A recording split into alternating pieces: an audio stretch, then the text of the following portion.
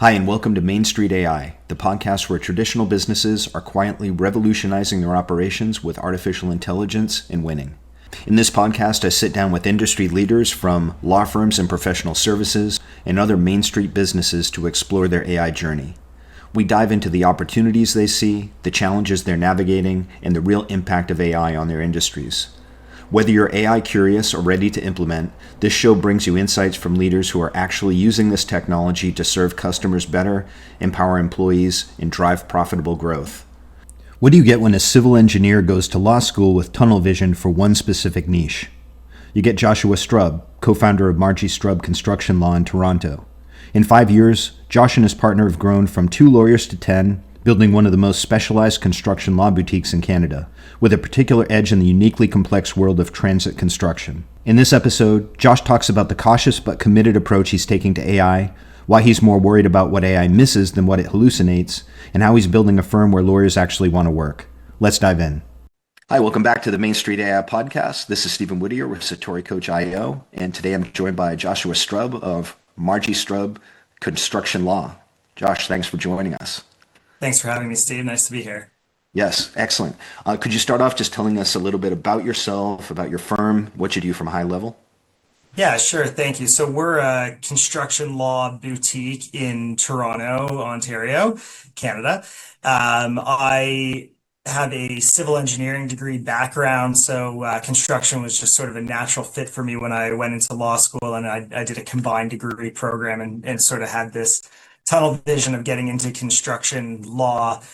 Worked at another boutique construction law firm out of school, and then I was an in-house lawyer with a construction company that builds rail and transit systems, one of the larger rail and transit construction and maintenance companies in Canada. And then in 2020, my now partner, John Margie, who was a partner at the firm I originally had worked for, gave me a call and asked me if I wanted to start a law firm with him. So there we were in the middle of the COVID pandemic, and September 1, 2020, we said, okay, let's do it, and started a firm with the two of us. And over the past, I guess now 5 and a bit years, a little over 5 years, we've grown from the two of us to 10 lawyers plus some articling students and other staff. Our firm is purely focused in construction and really commercial construction issues or disputes. So we go from cradle to grave in construction. We don't do any real estate or development work, no land planning, no labor and employment, no health and safety work. But when somebody's actually thinking about how to structure their construction project, who they want to hire, what kind of contract they want to use, we'll give them advice about what the best approach is for their particular circumstances and their particular risk profile. And we'll draft their contracts for them and we'll negotiate their contracts. And then we also support projects during construction because construction projects take a long time. It's an actively managed contract that often requires a lot of legal support as issues arise during the project. And our focus there is to try and minimize claims and disputes and or best position our clients should those claims and disputes actually materialize on the project. And on large and lengthy construction projects, particularly in infrastructure space, you have to constantly manage the issue of how do I deal with this issue or dispute, but also build my project at the same time. So there's a lot of strategic balancing that we're doing for clients. And then we do the disputes that do fall out either during the project or at the end, whether that's in court, in litigation in courts, or arbitrations or mediations, or now adjudications under the Construction Act in Ontario. Our practice really spans across the country. There's definitely a focus in Ontario. I also do some work in the United States, particularly in transit, because as I mentioned, I was an in-house lawyer in a transit company, so I have a very specific expertise in the complicated world of transit construction. And so that expertise has led me to be retained even outside of my home jurisdiction of practice in Ontario. Excellent. This is a very distinct niche, at least to me. It could be my own ignorance, but is that accurate? Are you very specialized, would you say? Because I haven't come across any other firms that are specifically boutique construction law? So it's definitely unique and specialized, but we're not the only ones. There's others out there, both in Toronto, very capable firms, as well as elsewhere in the world. And I'd say the majority of the large law firms out there have groups that do what we do. It's not so common that people will be like me where they do contracts and dispute work. Usually you're either a litigator or you're a front-end commercial lawyer. So if you were to go to a big law firm, they probably have a group of lawyers on the commercial side that'll do the construction contracts. They might have a specialized government contracting group, particularly in the US. And then their litigation groups will have lawyers that specialize in construction. And in general, there are also, normal commercial litigators that will deal with construction disputes because at the end of the day, a construction dispute is just a large, complicated commercial dispute over a contract.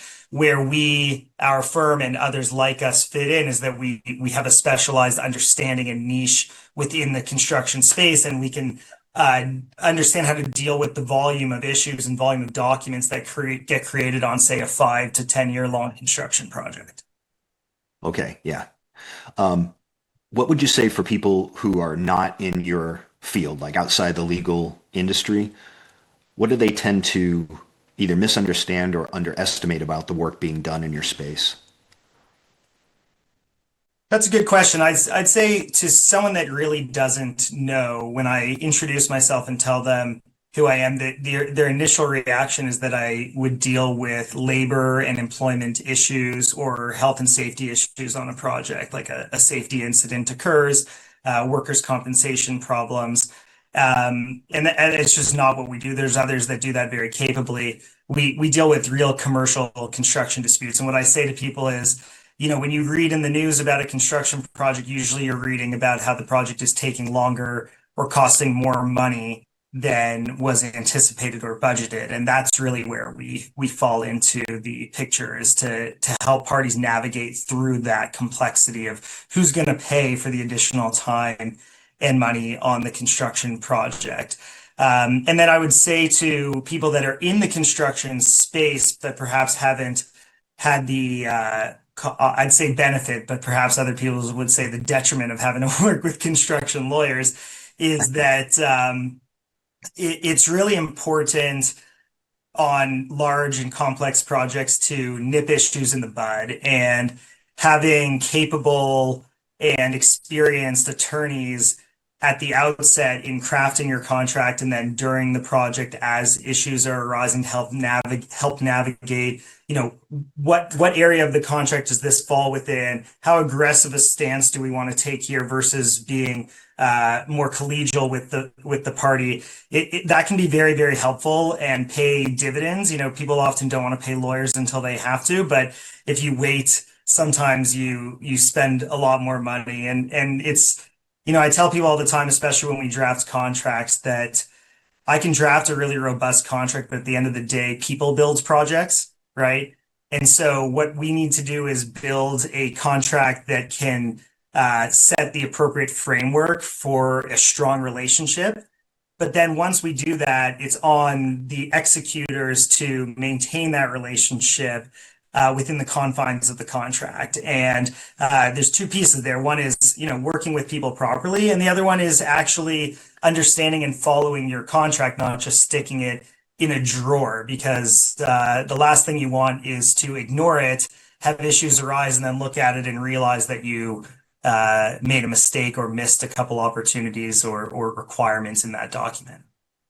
That's really key. Yeah, you anticipated my question with do people tend to wait too long as opposed to doing it at the outset? So you address that, and then also making sure that that's also very important for people to hear, I think, to make sure that you actually don't just forget about what we created for you. So really important. Yeah, I think people look, lawyers are expensive, right? We're no different. And I totally understand because I've been a client and regularly I'm a client of lawyers on other business ventures, and I understand not wanting to spend money on legals. But even on the contract side, I mean, here in Canada, we see a lot of people enter into, say, standard form contracts. So CCDCs is a suite of standard form contracts used in Canada. In the US, there's documents like consensus docs and things of that nature. And people often enter into them somewhat blindly, thinking, oh, it's an industry standard form, it must make sense. But it doesn't necessarily meet their specific and unique situations, right? Everybody has unique aspects, complexities, risk profiles, tolerances. And what I often tell people is sometimes you're trying to fit a square peg in a round hole, right? And so get the right advice at the outset to craft your commercial or legal arrangement to meet your commercial goals and the relationship you actually want to establish. Excellent. When it comes to the AI conversation, emerging tech in this industry, what sort of trends are you seeing right now? Yeah, that's a great question. So I look at our firm and me in particular. I'm very keen on finding AI solutions that will work, but I'm also very cautious at the same time. There's a lot of hype and buzz, of course, in the world in general about AI and all of its unbelievable opportunities, and um, it's definitely happening, and we're seeing it not just in the legal space, but in the construction space in general. So there's different AI platforms coming out that deal with tracking and monitoring and testing to help simplify the actual construction process. In the legal space, there's also lots of tools that we've been looking at. And I would say that nothing has really jumped out as being particularly amazing. I'm sure we'll get into some of the specific products shortly. But what I will say is that people want to use it, and that our young lawyers, our juniors, are using ChatGPT or Grok or Gemini or something on the side. So, whether we're endorsing it or not, it's happening.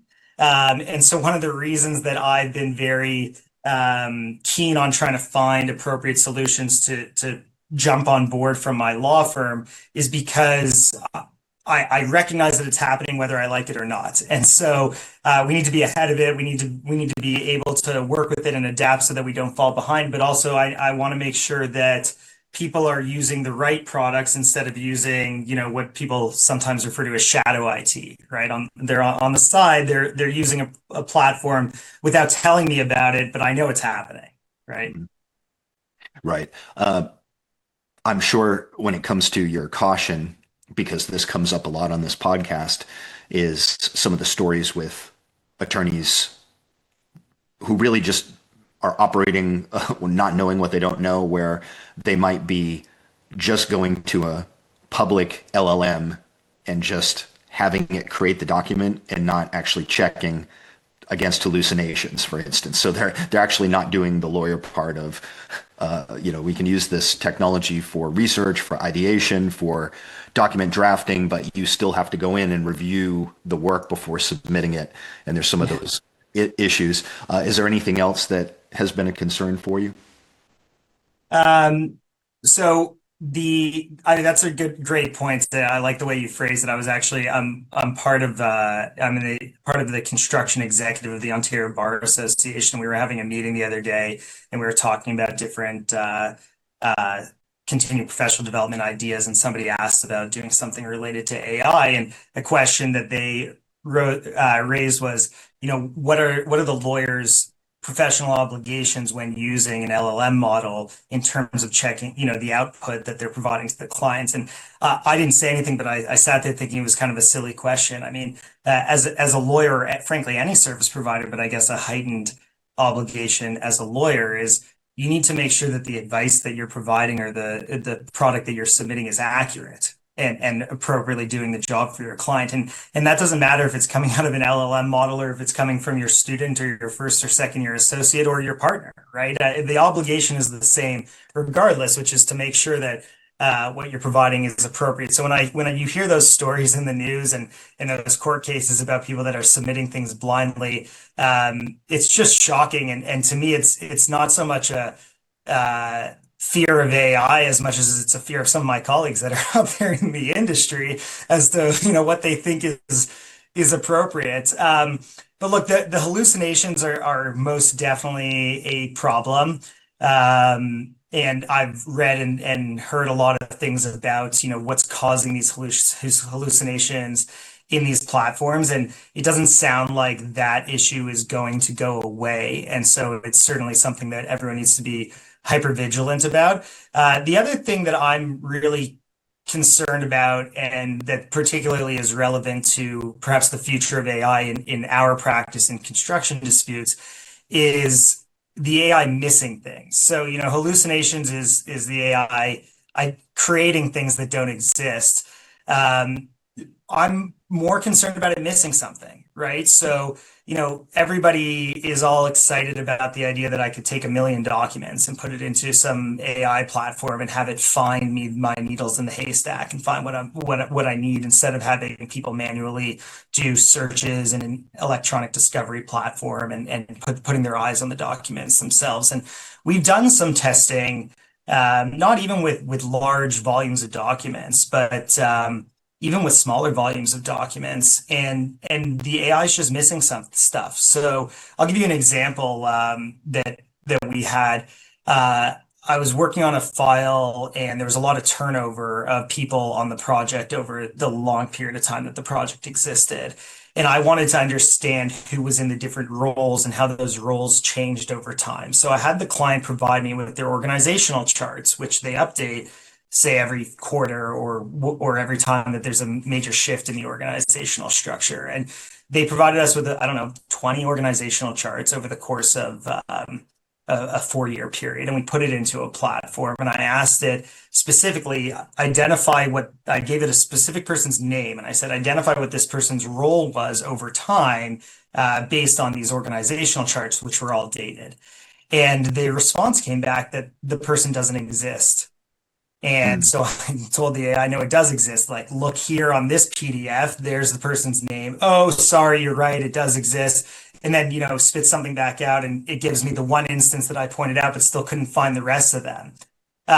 So it's those kinds of things that give me bigger concern. If we're relying on the model to review documents and identify things, but it's missing stuff, then we're not doing our jobs. Right, absolutely. It is very much the case that when you want to have very specific tasks, this comes back to the fundamentals of software and things like that, which you hear about garbage in, garbage out. So it really has to do with the levels of training and refinement. A lot of people underestimate that process, and for sure, they're not perfect yet. They can do some pretty great things, but the training becomes very, very important for sure. What would you say are you most excited about for the future as it relates to the technology? One way I like to think about this is I'll ask, if you were to fast forward 3, 5 years, what do you think will be the same in the field, but what do you think might look radically different? Yeah, it's a great question. I'd say, and perhaps I'll start with this, and it might not be the direct answer to your question, but one of the things that I'm afraid of, and I think that this isn't just in the legal industry or even just even the service industry, but the world in general, that we're afraid of in the next 5 years, is that the capabilities today and the growing capabilities of these platforms, undermines the need for juniors, and it makes it's cheaper to do the work that you would have a junior person do. And then as a result, you're either not hiring those people, or they're not getting the appropriate training that they need, or you are hiring them and they're also using the platforms. And so they're not thinking as much, and they're not developing those skills that we need. And so, one of the fears I have is moving forward into the, say, 5 years, is that the mid-level lawyers are not going to have the same kind of capabilities that the mid-level lawyers have today, because they won't have gone through the same sort of training and detailed experience that people like I went through in our early stages of our careers. I think that otherwise, I'm pretty confident there's going to be a big disruption to the legal industry from AI. I don't think that it's going to be as disruptive to the litigation practice, whether it's my construction litigation practice or other litigation practices where I think there's a lot of human strategy and human touch involved. I think it's going to have a major disruptive effect on a lot of the commercial work, the due diligence in acquisitions, the creation of contracts. I mean, when you do an M&A or a securities offering, there's a lot of documents that get created that are to some extent templated forms where junior lawyers or mid-level lawyers are going through them, checking them and adding, the couple unique aspects that are applicable in the circumstances, such as just as a simple example, the closing date of a transaction. You expect the closing date is going to be December 31, 2025. It gets changed. Now someone's going through and changing that closing date to January 31, 2026. That can all be done by software solutions and drive a lot of value to clients by reducing the cost of legal services. So I think that those sort of front end side of things are going to be simplified. I also think that there's a possibility, maybe it's not in 5 years, but there's a possibility that the models get sufficiently robust that people are prepared to trust them to resolve minor disputes, right? So instead of hiring lawyers to fight about how to interpret a contract, maybe the parties agree that if a dispute is under a certain value, they're both going to pose their questions to an AI platform and they're going to let the AI decide.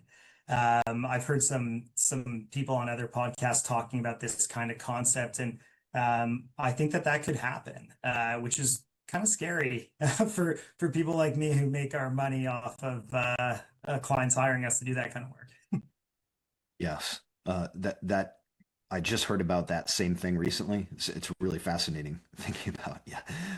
And this is, as you mentioned, it's across industries. So I see landscape shifting and resources being reallocated, but what that looks like exactly, nobody really knows right now. It's pretty wild. Yeah. I'll pivot a little bit more to your firm. What would you say, as you mentioned, so you're pretty specialized, but there's other players or larger firms that have departments that handle what you do. What would you say makes your firm unique and that you do extraordinarily well that separates you from others? It's a good question. So, one unique thing about our firm here in Toronto is actually the size. I mean, we are a small boutique law firm, but we have 10 lawyers that are specialized in construction, which is actually a pretty large group of construction specialized lawyers. And so, when we first started out, we had some issues with certain potential files or clients in terms of our bench strength, right? That we didn't have the number of capable people to support larger, complicated disputes, and we don't have that issue anymore. Now we have a robust bench of lawyers that are capable of handling it. I'd say that perhaps most unique or specialized about me, and therefore my firm, is my particular experience and expertise in transit construction projects. Now, that expertise applies to other complicated projects, but transit projects are really unique in that you are sort of combining a massive civil engineering project, which is the civil infrastructure, with a massive technology project, which is the actual trains, the train control system, the communication system, for running the trains, but also for communicating back to the passengers and to the public. And the players that exist in this space, the large civil prime contractors and the large technology companies, operate on different wavelengths. And they're basically two completely different organizations that get pushed together to go build these projects. And you're integrating a lot of different hardware and software systems together, which is really complicated. And in North America in particular, we're behind the eight ball as compared to Europe and Asia.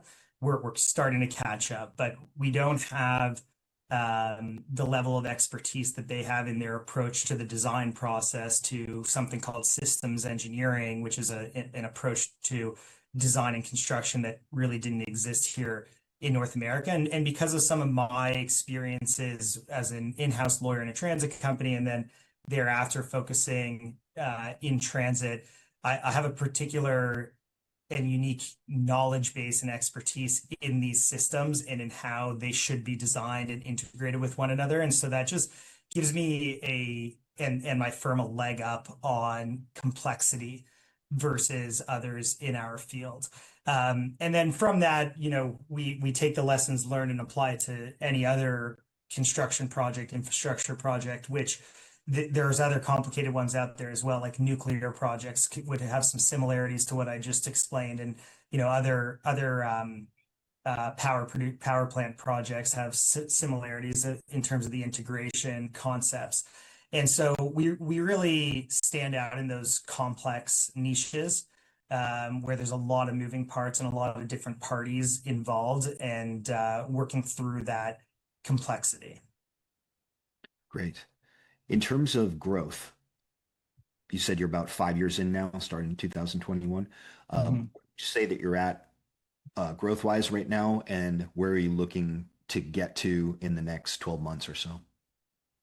Yeah, that's a great question. When we started out, my partner and I, we didn't have any specific goal in terms of growth. The goal was always to really do good work for our clients and make the office and the firm a place that people wanted to be and wanted to work. So we try and be casual. As you can see, I'm relatively casual here in the office. This is actually probably more formal than I often am in the office. In the summer, I ride my bike into work, and I'm often just wearing a t-shirt and basketball shorts sitting here at my desk. So we wanted to be an open and inviting place.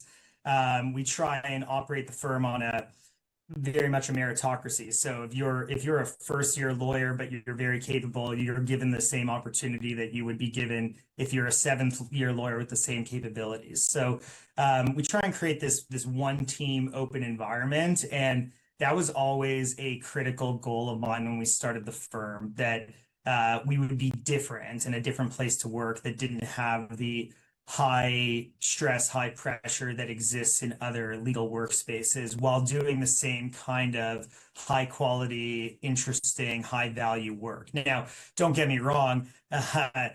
There's high pressure situations. There's days where people are working many hours just like elsewhere, but the general approach and environment is not like that. And we very much want to treat our people well. For example, I will almost never give somebody work to do over a weekend unless it's necessary. Mhm. I want people to enjoy their weekends. I want to enjoy my weekend.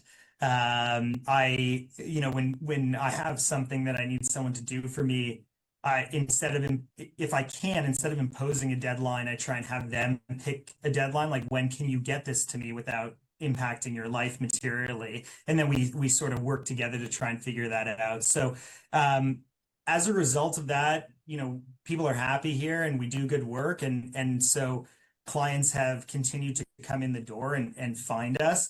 And that's what's driven our growth faster than we had originally anticipated.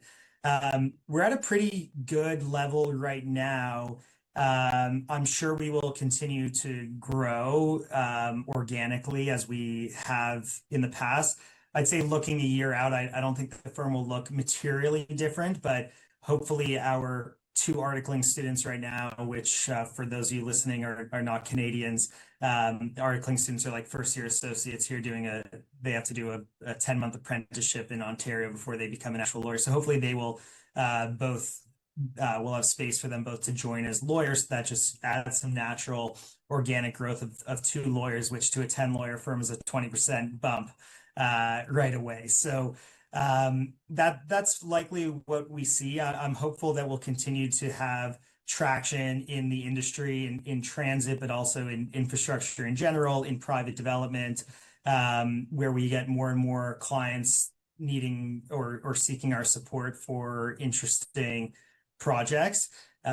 We've had a lot of success in bringing in a lot of the large general contractors in Canada into our firm, which is sort of been a goal of mine to get in with the big general contractor players for a new entrant firm, and I think we're going to see more of that over the next 12 months.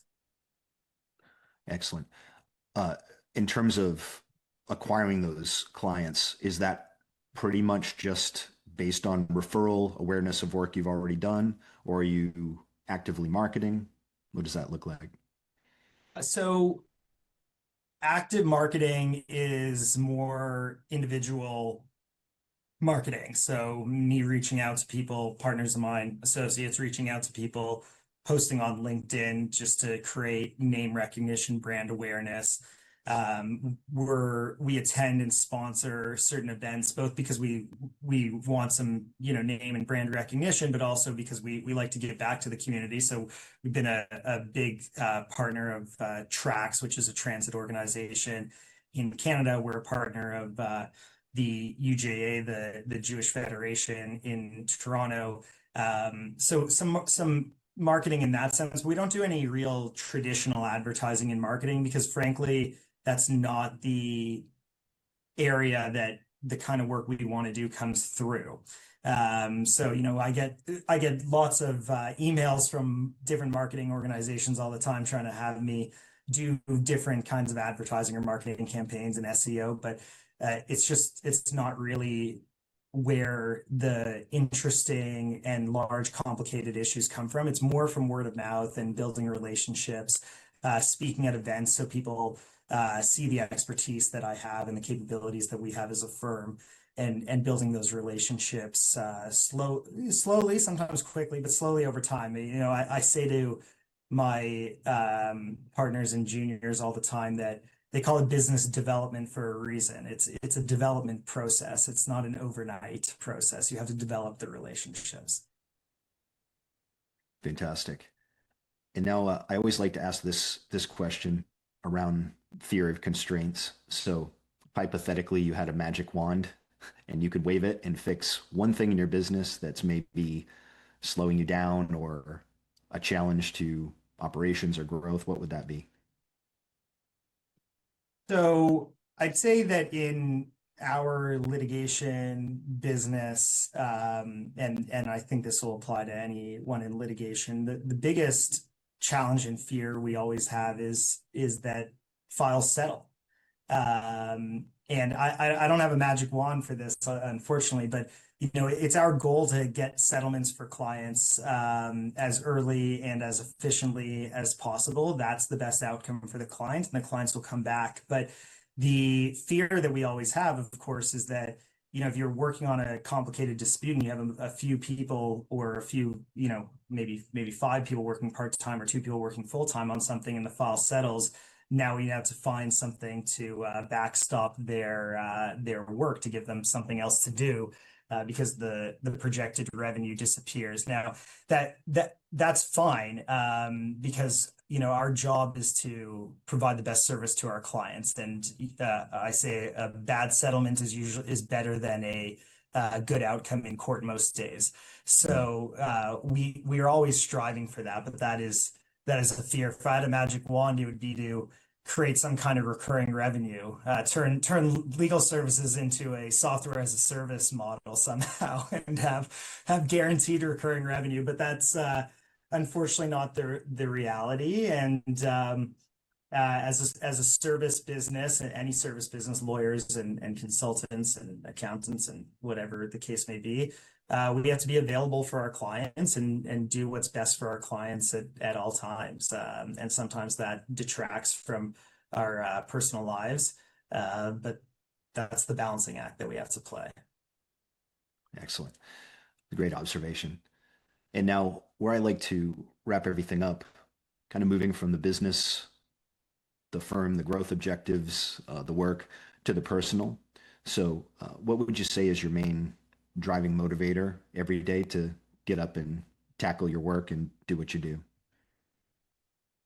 Great. Yeah, I mean, my family for sure is number one. Providing for my family, making a nice and prosperous home environment, and creating the um, creating the foundation to ease my children's lives into the future. As we've talked about, the future is so uncertain.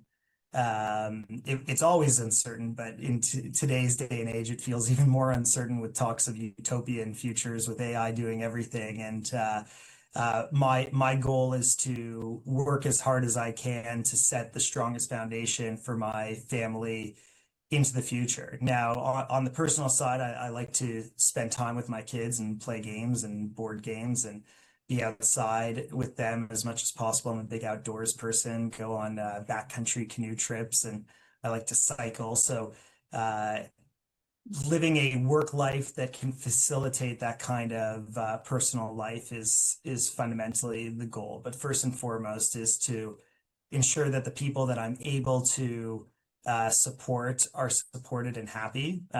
Number one being my family, but then my employees come very closely as well.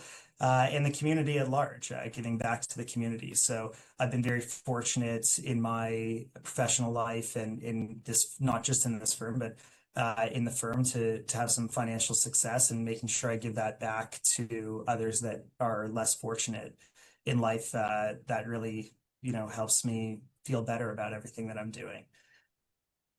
Very well said. Thanks so much, Joshua. That was great. How can people reach you to potentially find out more, get your consultation, and maybe make use of your services? Yeah, great. Thanks, Steve. So I'm on LinkedIn. People can look me up on LinkedIn, Josh Strub or Joshua Strub. I forget actually which one I have there on LinkedIn. I'm sure both will find me. You'll also probably find our website, or you can go to margiestrub.com, MargieStrub.com. You can email me at jstrub@margiestrub.com, although you can find my email on the website as well. And I'm also available on my cell anytime, 647-924-2264. The personal touch. Fantastic. Thank you so much for today. Really enjoyed it. Thanks, Stephen. Thanks for having me, and keep up the good work. It's good to share these insights to the world. Excellent. Take care.